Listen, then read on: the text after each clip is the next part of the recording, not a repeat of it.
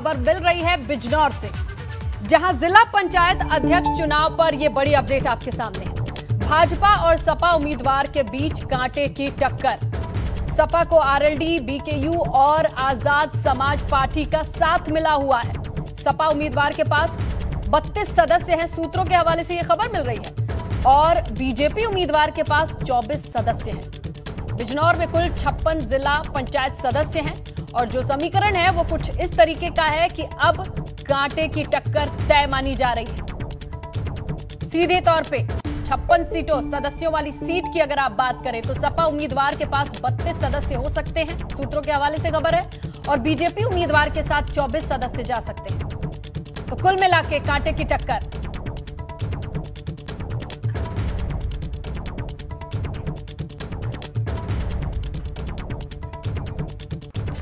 उधर सहारनपुर से खबर मिल रही है, जिला पंचायत अध्यक्ष चुनाव को लेकर यह बड़ी अपडेट है। बीजेपी के मांगेराम चौधरी का जिला अध्यक्ष बनने का रास्ता साफ होता दिखाई दे रहा है। एकमात्र मोर्चे के प्रत्याशी जयवीर ने अपना नाम वापस ले लिया है। तो कुल मिला के आज 3 बजे के बाद ये स्पष्ट भाजपा के उम्मीदवार के नाम पर मुहर लग जाएगी।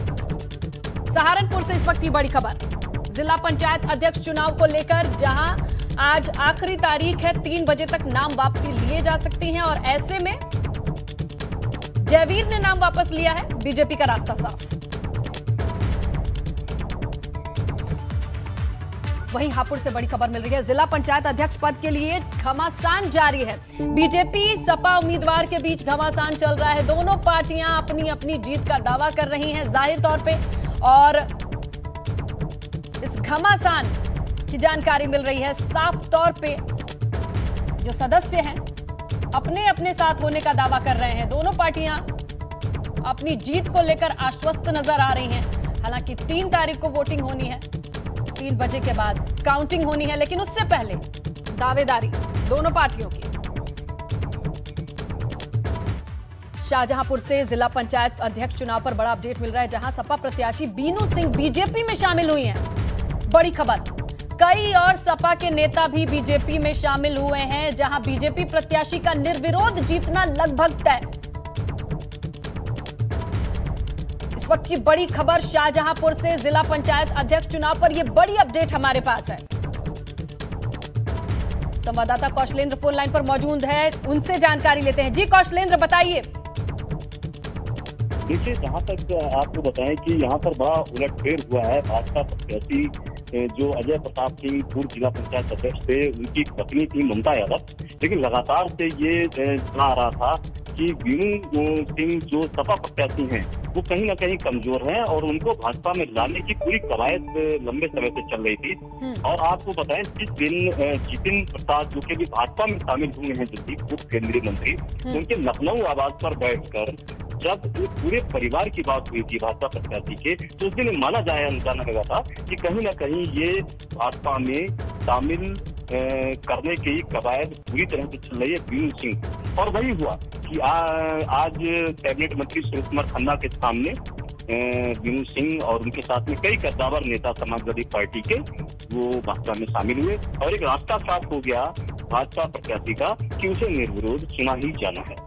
बिल्कुल, तो ये अब 3 बजे के बाद पूर्णतया स्पष्ट हो जाएगा। कौशलेंद्र, आपका शुक्रिया तमाम जानकारी के लिए।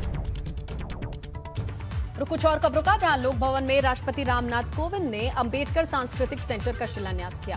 इस कार्यक्रम में सीएम योगी भी मौजूद रहे। सीएम योगी ने राष्ट्रपति का स्वागत किया। इस दौरान राष्ट्रपति ने मंच से लोगों को संबोधित किया। आपको बता दें कि आज शाम 4:30 बजे राष्ट्रपति दिल्ली के लिए रवाना हो जाएंगे। विशेष विमान से दिल्ली के लिए रवानगी होगी। इस दौरान 40 मिनट तक आसमान पर पहरा रहेगा। राष्ट्रपति की रवानगी से 20 मिनट पहले उड़ानों पर रोक लगा दी जाएगी। तो ये तस्वीरें हैं जहां लोक भवन में राष्ट्रपति मौजूद रहे। सांस्कृतिक सेंटर का शिलान्यास किया जो बाबा साहेब अंबेडकर के नाम पर है, और सीएम इस पूरे कार्यक्रम में मौजूद रहे। संबोधन, तो ये तय कार्यक्रम था, जहां लोक भवन में राष्ट्रपति को आप देख सकते हैं। सांस्कृतिक सेंटर, अंबेडकर सांस्कृतिक सेंटर है जिसका शिलान्यास किया, और सीएम योगी ने उनका स्वागत किया, अगवानी की।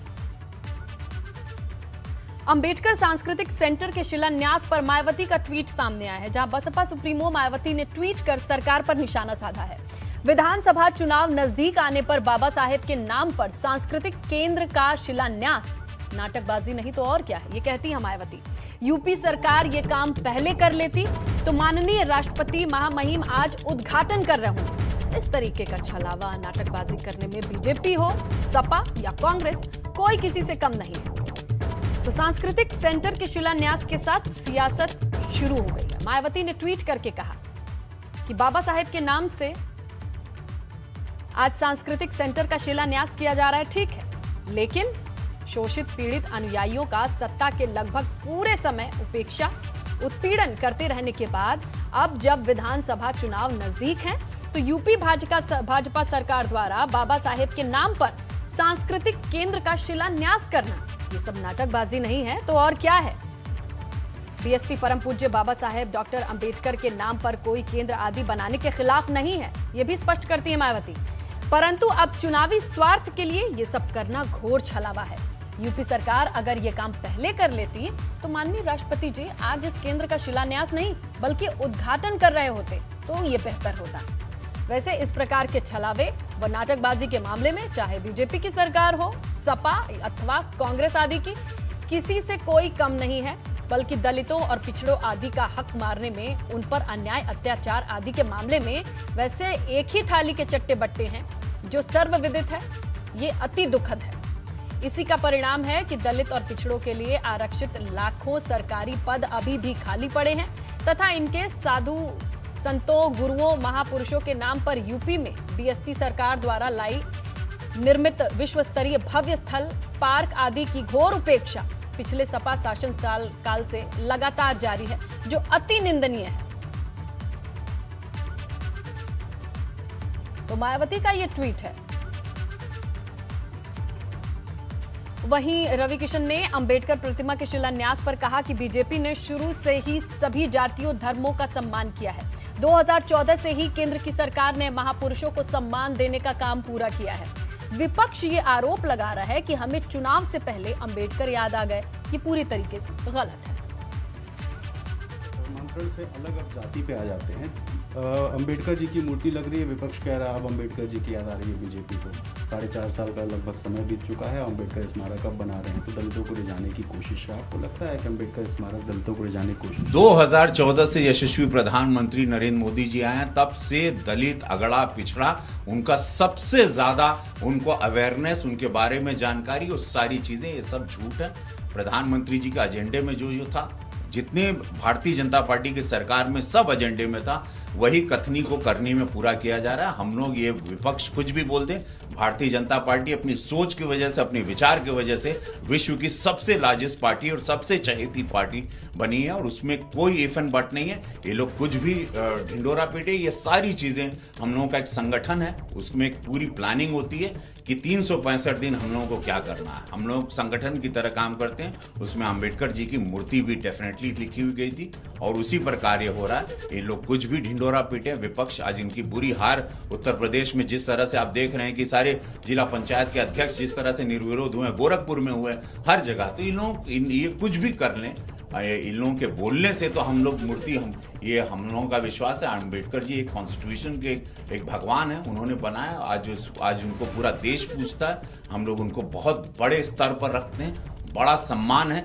और भारतीय जनता पार्टी जो सम्मानीय पुरुष है उनकी मूर्तियां जरूर लगाती है, क्योंकि भारतीय जनता पार्टी चाहती है इतिहास याद रखें हम लोग। यही हम लोगों के अंदर एक बहुत बड़ा माइनस पॉइंट था। हम लोगों ने इतिहास में, यार, इस देश के लिए जिन लोगों ने बलिदान दिया उनको हम लोग याद नहीं करते थे कांग्रेस काल में। अब भारतीय जनता पार्टी वो सारी मूर्तियों को जीवित करके, वो सारे लोगों को सामने आपके प्रत्यक्ष रख के ये बताना चाहती है कि ये लोगों की वजह से आज भारत इतनी स्ट्रांग पोजीशन पर है।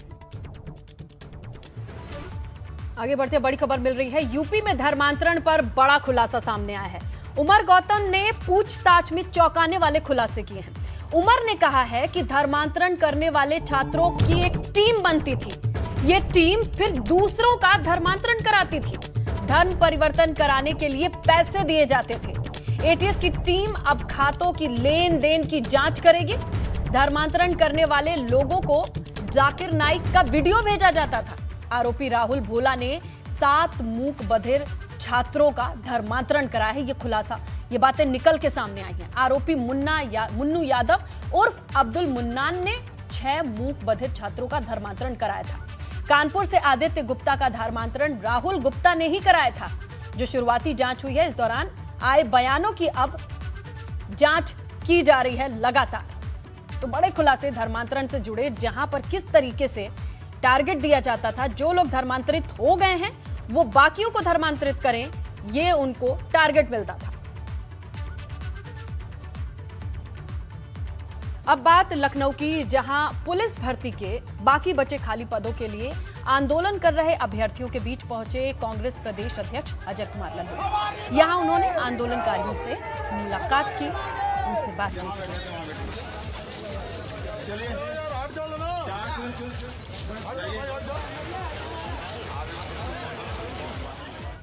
खबर मेरठ से यह है कि आज सुबह सुबह साधु की हत्या से सनसनी फैल गई। बताया जा रहा है कि साधु की पीट कर हत्या कर दी गई। साधु का शव गली में पड़ा होने से हड़कंप मचा। इस घटना के बाद ग्रामीणों ने हंगामा किया, आरोपियों की गिरफ्तारी की मांग की। वहीं पुलिस अब पूरे मामले की जांच में जुट गई है।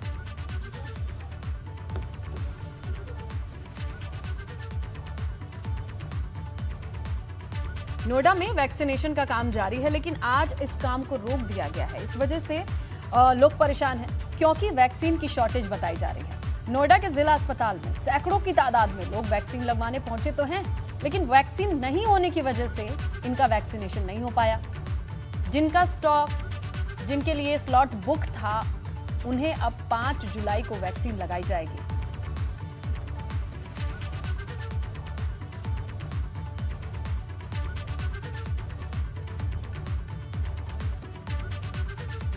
चलिए अब आपको बताते हैं यूपी का कोरोना अपडेट। यूपी में कोरोना के मामलों में लगातार गिरावट दर्ज की जा रही है। 24 घंटे में कोरोना के 174 नए केस आए हैं। वहीं 254 लोग इलाज करा के ठीक हो चुके हैं। कुल एक्टिव केसेस की संख्या 2946 हो गई है। रिकवरी रेट है 98.5%।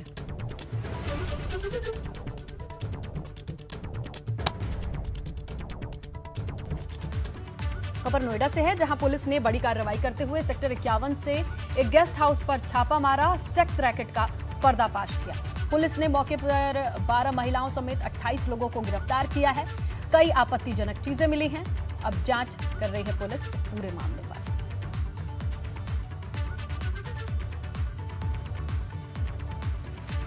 चार धाम यात्रा पर फिर से रोक लगा दी गई है। अगले आदेश तक चार धाम यात्रा स्थगित है। ये भी जान लीजिए कि कल हाई कोर्ट ने यात्रा पर रोक लगाई थी। हालांकि पहले एसओपी में यात्रा 1 जुलाई से शुरू करने की बात सामने आई, लेकिन सरकार ने अब अपनी एसओपी में बदलाव कर दिया है। तो हाई कोर्ट के फैसले के बाद अब ये बदलाव कर दिया गया है। चार धाम यात्रा जो 1 जुलाई से शुरू होने की पुरानी एसओपी थी, उसमें बदलाव है। अनिश्चित काल के लिए अभी चार धाम यात्रा स्थगित है। अब खबर आजमगढ़ से है। आजमगढ़ में जिला पंचायत अध्यक्ष पद के लिए प्रत्याशी बीजेपी की ओर से संजय निषाद पर बदमाशों ने फायरिंग कर दी। हालांकि फायरिंग में प्रत्याशी संजय निषाद बाल बच गए हैं। वहीं घटना की सूचना मिलने पर एसपी मौके पर पहुंचे। बीजेपी प्रत्याशी संजय निषाद का कहना है कि उनकी जान को खतरा